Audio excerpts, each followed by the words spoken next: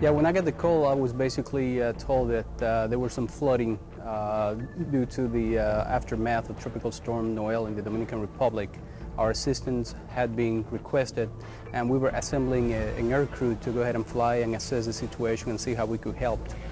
Actually, we didn't know much of what we were to expect.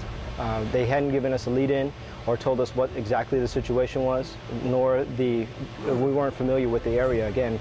So we started breaking out as many maps as we could to find out what the challenges were to the terrain, as well as what the local support would be. And then we didn't know what to expect as far as when we got in country, where we would get to work on our aircraft, where we would get to maintain them, where we would even live. We weren't sure if we were going to have to live inside the aircraft, nor if we didn't know where we were going to eat. So we started bringing MREs with us. The reality was just flooding as far as you could see. You could stand in one spot and turn around, and as far as you could see, everything was flooded. And it would be dotted with little villages all over the place that were just completely blocked in by the flooding. And initially, it's just everyone outside on the roofs waving at us to come and help. We didn't know really exactly what they needed, because it was hard to tell if someone was injured, if they just wanted out, if the water was rising. Exactly what the expectation was of the people was difficult to determine.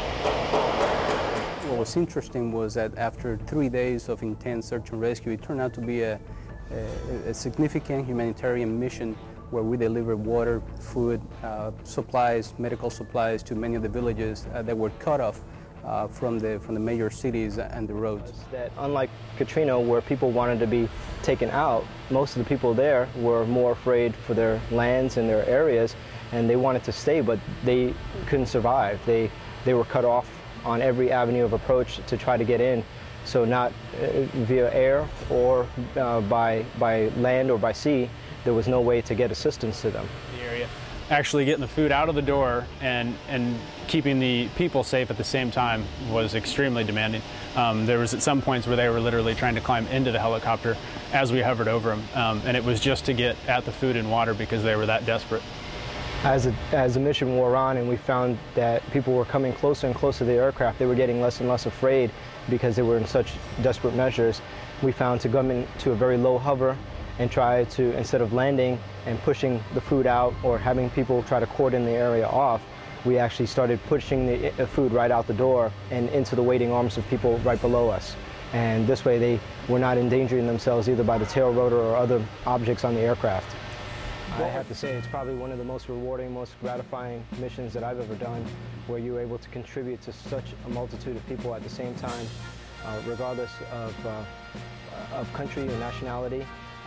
This was just, like I said, an extremely important mission, and we were very happy to be able to lend some assistance to others. It's a tremendous pride to be a part of the Coast Guard doing an operation of this nature. What's amazing, the zeal, the motivation, the initiative, the creativity of all the aircrew involved was superb. They found ways to make things happen to get the mission done.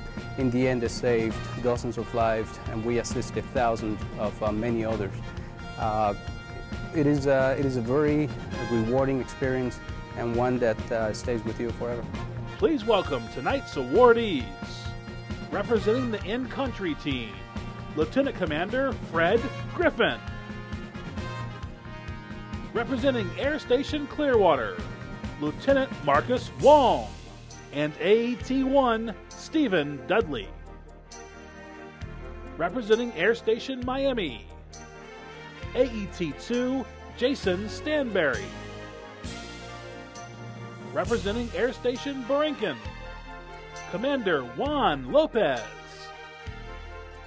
And AMT-2 Mike Thompson.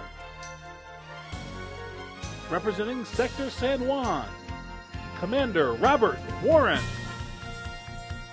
and Lieutenant Carlos Crespo.